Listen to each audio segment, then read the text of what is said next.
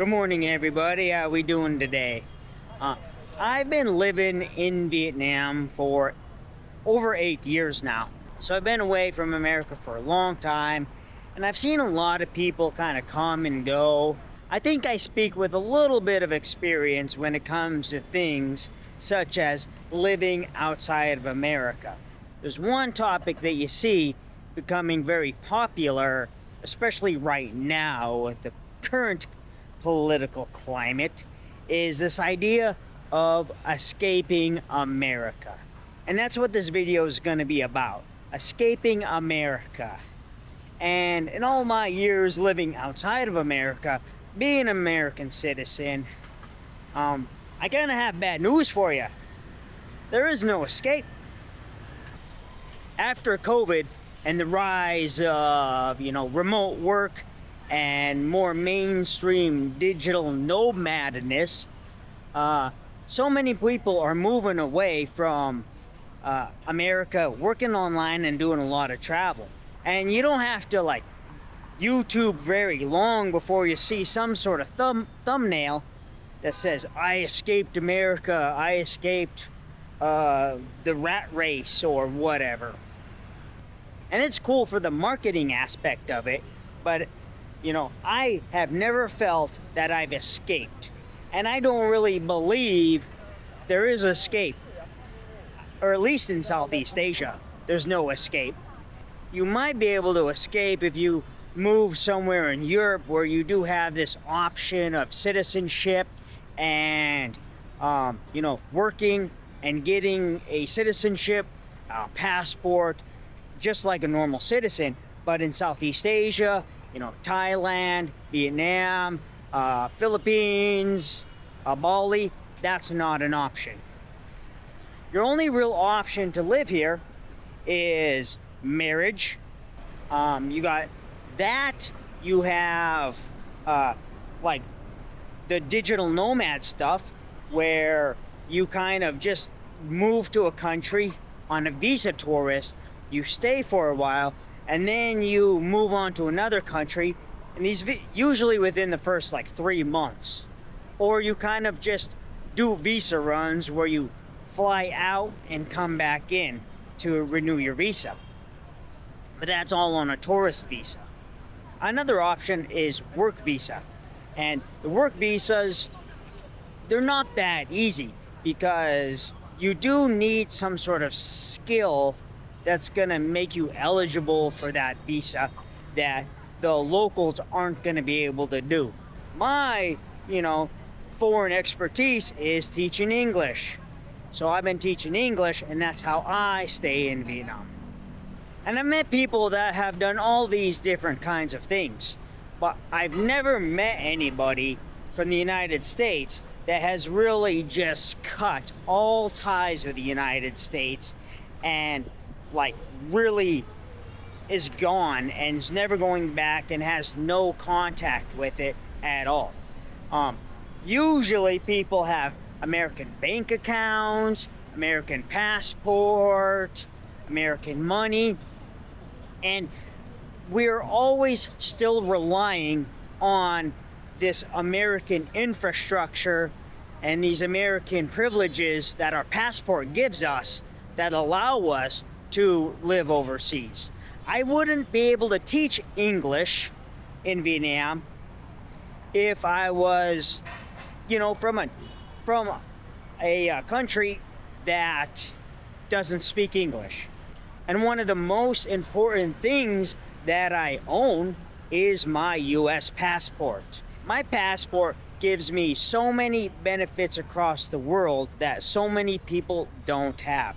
For one, I just need it on a daily basis. Maybe not daily, but if I want to go somewhere, check into a hotel, I need my passport.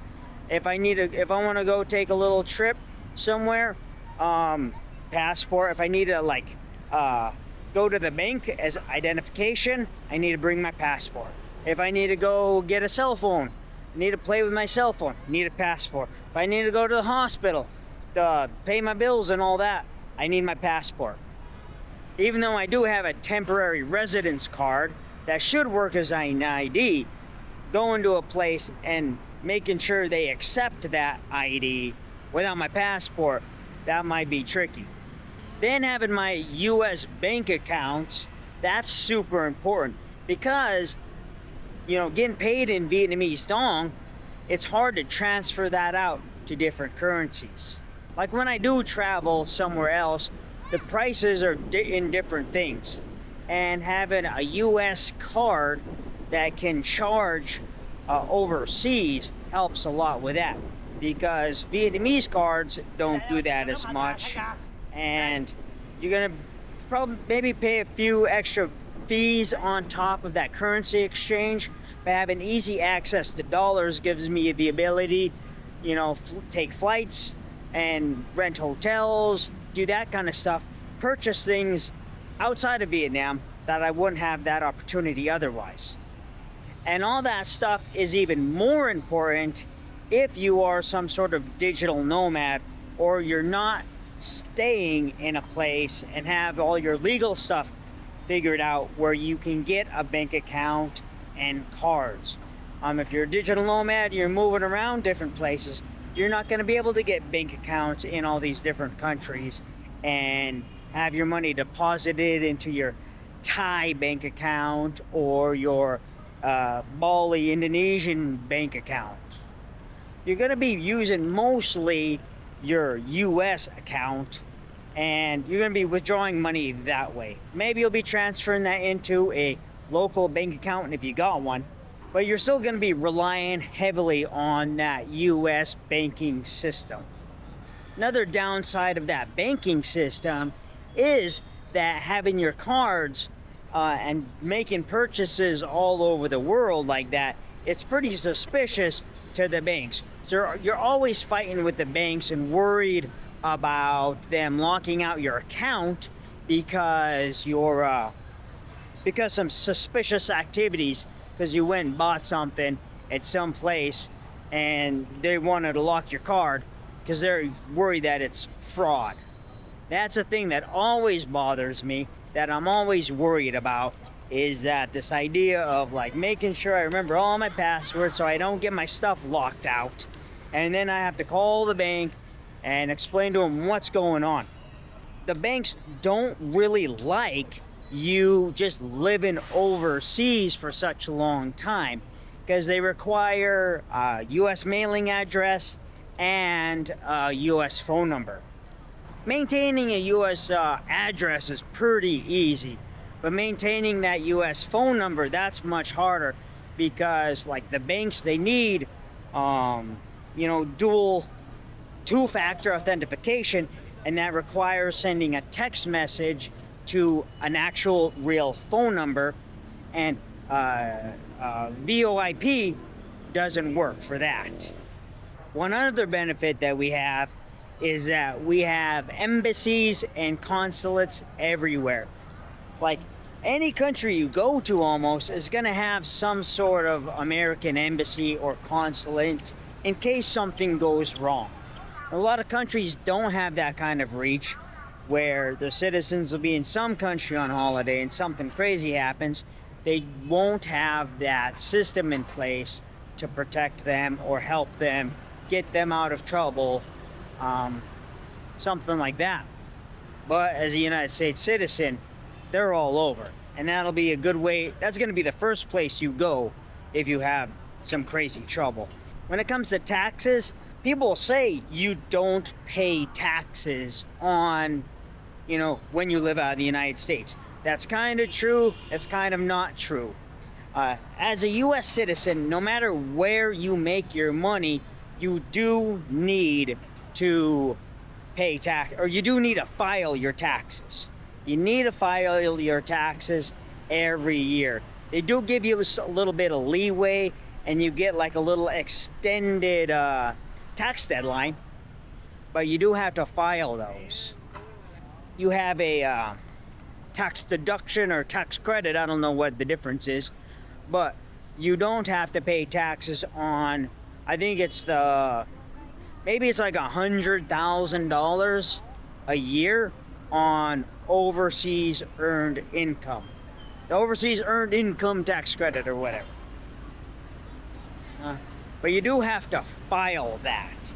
And if you have like some sort of investments or some sort of money coming from in the United States, like your crypto trades, your dividends, your rental property, or whatever, that stuff, it's going to be taxed as normal. Now the scary part is that there's a rule that if you have or could possibly have over $10,000 in a foreign account, then you have a new form that you have to fill out. I forget what that thing's called, but well, I don't ever save that much money in my account anyways. But if you have over $10,000 or could have, you have to fill that thing out. And if you don't fill that out, you can get in a lot of trouble. It's like a big fine, and they're going to charge you a bunch of money. So you do have to file your taxes every year, and you have to be careful with your money regardless. Now with the current political climate in the United States, I think people that live overseas are in a vulnerable position. I think it'd be very easy to villainify us as, unpatriotic or whatever. And I did see somebody in the Senate or Congress or wherever, he was talking about doing away with dual citizenship. And that's just the idea that you can be a citizen of two different countries with two different passports. Right now, it's legal in the United States to have two passports. Some countries that is illegal, and you cannot. To get citizenship in that country, you have to give up the citizenship in your old country. But right now in the United States, that's still okay, and you can still do that. But that one guy, he was saying that he wanted to do away with that.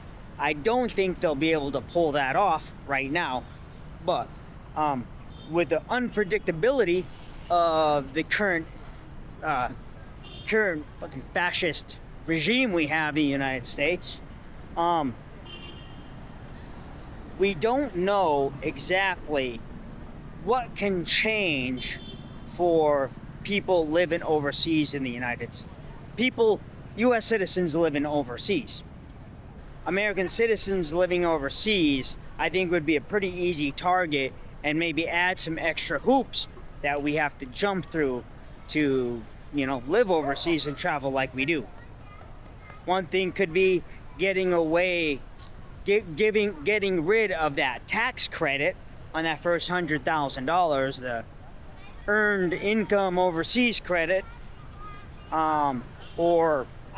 that's just pure speculation. That's just an example of something that could possibly happen that I have no idea would or could. But generally, the point I'm trying to make is that, it sounds cool to escape America, and, I escaped to the West, and, I found freedom on the beaches of Vietnam, and, in Thailand or wherever. But there is no escape. You can get that job.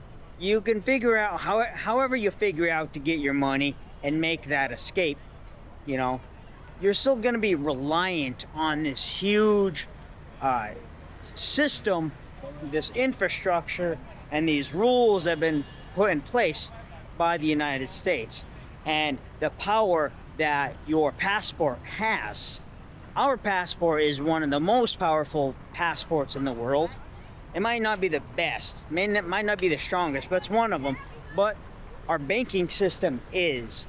And, whatever America says when it comes to banking, that's going to be what goes. And expats and, United States citizens really need to rely on that to live however we want to live, to travel, to live overseas, to be expats or digital nomads or whatever. So I hope you liked the video. If you did, give me a thumbs up. I'd really appreciate that. Subscribe to the channel if you want to see more about living and exploring Vietnam and Asia. And then if you have any questions, you can leave those in the comments down below. I'd love to help you down there. And then I think I'll see you in the next video, huh? Justin out.